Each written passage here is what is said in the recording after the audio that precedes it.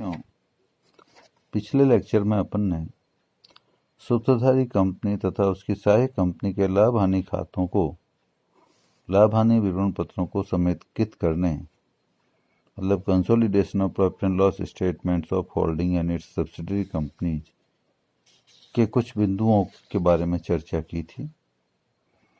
आज अपन शेष बिंदुओं के बारे में चर्चा करके इस सैद्धांतिक पार्ट को पूरा कर लेते हैं। तो अपन ने कल पिछले लेक्चर में प्रारंभिक रहती है क्रय, विक्रय, अन्य प्रत्यक्ष व्यय, अंतिम रहतिया और ब्याज के बिंदुओं के बारे में विस्तार से चर्चा की थी। आज अपन प्रबंध संचालक के पारिश्रमिक को डिस्कस करेंगे। Managing directors remuneration. सूत्रधारी कंपनी द्वारा सहायक कंपनी में प्रबंध संचालकों की नियुक्ति की जाती है। यदि सूत्रधारी कंपनी किसी व्यक्ति की इस पद पर नियुक्ति करते समय यह अनुबंध कर ले कि आपको मिलने वाले पारिश्रमिक का एक निश्चित हिस्सा या प्रतिशत सूत्रधारी कंपनी को चुकाना होगा, तो ऐसी दशा में समेकित लाभ हानि खाता बनाते समय दोनों कंपनियों द्वारा देय संचालकों के पारिश्रमिक, जिसमें बकाया या पूर्वदत्त कोई हो तो उसका समायोजन करने के बाद जो फाइनल फिगर आता है, उनको जोड़कर आपसी व्यवहार वाले पारिश्रमिक को, जो कि सहायक कंपनी के लिए व्यय में और सूत्रधारी कंपनी के आय में शामिल है, उसे घटा दिया जाएगा। इसको एक उदाहरण से समझते हैं कि मान लो सहायक कंपनी ने प्रबंध संचालक को 3 लाख रुपए पारिश्रमिक का भुगतान किया और समझौते के अनुसार प्रबंध संचालक को इस पारिश्रमिक का 20% सूत्रधारी कंपनी को देना होता है। तो समेकित लाभ हानि खाता बनाते समय दोनों पक्षों में से 3 लाख रुपए का 20% अर्थात 60,000 रुपये घटा दिए जाएंगे।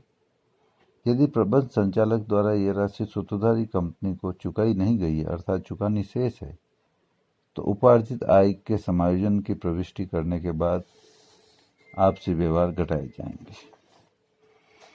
अगला बिंदु लेते हैं पुनर्मूल्यांकन का लाभ हानि। सूत्रधारी कंपनी द्वारा सहायक कंपनी के अंश खरीदने की तिथि को सहायक कंपनी की स्थायी संपत्तियों का पुनर्मूल्यांकन किया जाता है और उसका प्रभाव लेखों पर डालना बाकी हो तो, ध्यान रखना, लेखों पर प्रभाव डालना बाकी हो तो ही यह समायोजन होता है। बाकी हो तो समेकित लाभ हानि खाता बनाते समय इसका प्रभाव लेखांकित करना होगा, और यदि पुनर्मूल्यांकन से लाभ हो तो समेकित लाभ हानि खाते के आय में और हानि हो तो व्यय में लिख दी जाएगी। परंतु यदि इसका लेखांकन हो चुका है तो इसका कुछ भी करने की जरूरत नहीं है, जैसा कि अपन एलोकेशन टेबल में समझ चुके हैं। उसके बाद आता है 9वां बिंदु, अनार्जित लाभ का समायोजन, एडजस्टमेंट फॉर अनरियलाइज्ड प्रॉफिट।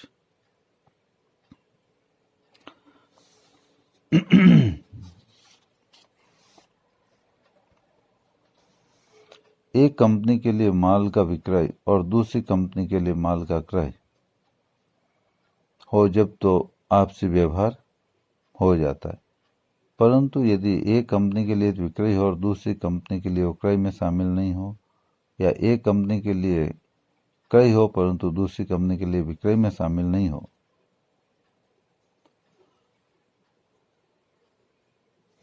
तो आपसी व्यवहारों की तर्ज पर इसे क्रय और विक्रय में से नहीं घटाया जाता। ये अपन ने क्रय और विक्रय में समझा था। ऐसी दशा में क्रेता कंपनी की बहियों में एक जने के लिए तो विक्रय हो मान लो और दूसरे के लिए क्रय में शामिल नहीं हो, तो उसके लिए क्या होगी? संपत्ति। तो ऐसी दशा में क्रेता कंपनी की बहियों में संपत्ति का मूल्य विक्रेता कंपनी के विक्रय मूल्य पर होगा, बट नेचुरल है। जब दोनों कंपनियों का समेकित लाभ हानि खाता और चिट्ठा बनेगा तो संपत्ति को विक्रय मूल्य पर दर्शाना कभी भी न्यायोचित नहीं होता है। इसलिए संपत्ति के मूल्य में सम्मिलित लाभ को सूत्रधारी कंपनी के हिस्से की सीमा तक कम करते हुए अनरियलाइज्ड प्रॉफिट अनार्जित लाभ का समायोजन करेंगे। इसको एक उदाहरण से समझो आप, कैसे होगा ये। जैसे एक कंपनी ने दूसरी कंपनी को 15,000 रुपये की संपत्ति, मतलब एक कंपनी ने दूसरी कंपनी को जो 15,000 रुपये की चीज थी उसे 20,000 रुपये में बेचा है। तो बेचने वाले के लिए तो माल है और खरीदने वाले के लिए वो संपत्ति है। तो एक कंपनी ने बेची है, उसकी कॉस्ट थी 15,000, बेची कितने में? 20,000 में। और सूत्रधारी कंपनी के पास सहायक कंपनी के 80% अंश है, तो अनार्जित लाभ कितना होगा? 20,000 में बेचे, 15,000 लागत थी, तो कुल मिला के 5,000 का 80%, क्योंकि होल्डिंग 80% है, तो 5,000 का 80% हो जाएगा 4,000। ये अनरियलाइज्ड प्रॉफिट के नाम से समेकित लाभ हानि खाते में आएगा और बैलेंस शीट कंसोलिडेटेड बनती है, उसमें अपन ने देख ही लिया है, वो एसेट्स की वैल्यू में से घट जाता है। इसके बाद अगला बिंदु इसी से संबंधित आता है मूल्यह्रास, जिसमें इसका भी वापस रिपीटेशन होगा। तो समेकित लाभ हानि खाते के व्ययों में दोनों कंपनियों के द्वारा लगाया गया मूल्यह्रास जोड़कर लिख दिया जाता है। यदि सहायक कंपनी की संपत्तियों के पुनर्मूल्यांकन से कोई लाभ या हानि हुए हैं तो ऐसा पुनर्मूल्यांकन वर्ष के मध्य में हुआ हो तो उससे प्रभावित होने वाले ह्रास का भी समायोजन किया जाएगा, जैसा कि अपन ने बैलेंस शीट में समझा है। एडिशनल लगाना हो, लाभ हो तो एडिशनल लगता है, हानि हो तो कम हो जाता है। यदि पुनर्मूल्यांकन से लाभ हुआ है तो ह्रास में वृद्धि होगी, हानि होने पर कमी होगी।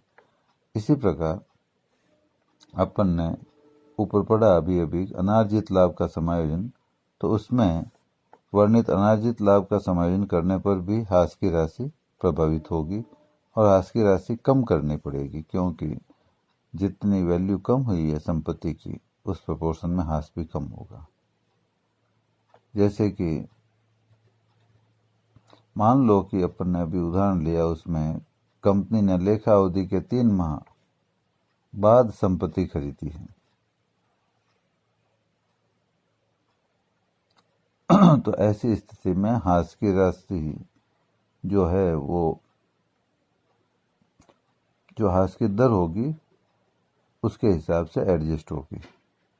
मान लो कि कंपनी ने लेखा अवधि में 3 महीने बाद संपत्ति खरीदी तो 9 महीने ही रहे, और ह्रास की दर 10% हो तो डेप्रिसिएशन ज़्यादा कितना है उसकी राशि कैसे निकलेगी? ऊपर अपन ने समझा था 4,000 अनार्जित लाभ हुआ, उसका 10% हो जाएगा 400 और इंटू 9/12 करेंगे 300 रुपये।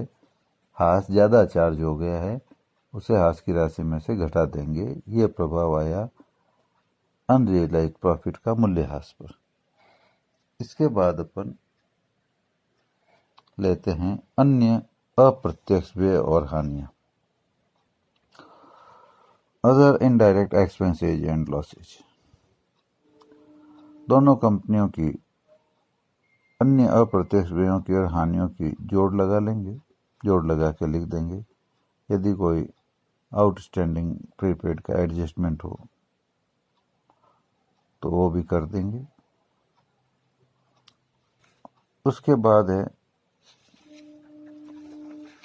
प्राप्त लाभांश।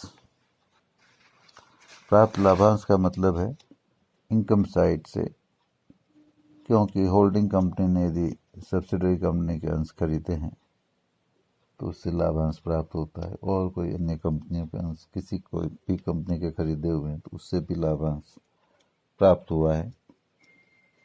तो सहायक कंपनी और सूत्रधारी कंपनी को प्राप्त लाभांश को जोड़ लिया जाता है,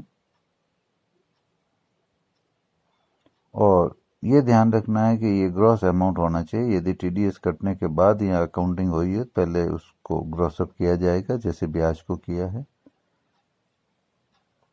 और सूत्रधारी और सहायक कंपनी को एक दूसरे से प्राप्त लाभांश की आय को घटा दिया जाएगा, क्योंकि एक कंपनी के लिए आय है, दूसरी के लिए खर्चे में है, तो लाभांश की आय में से घटेगा, उधर लाभांश भुगतान में से भी वो घट जाएगा। दोनों तरफ घटना आवश्यक है। पर एक चीज ध्यान रखना है कि एक ने लाभांश दिया और दूसरी के वो आय नहीं है, प्री एक्विजिशन के प्रॉफिट्स में से है, तो वो फिर नहीं घटेगा, क्योंकि वो उधर आपके कॉस्ट ऑफ शेयर्स में से घट चुका है।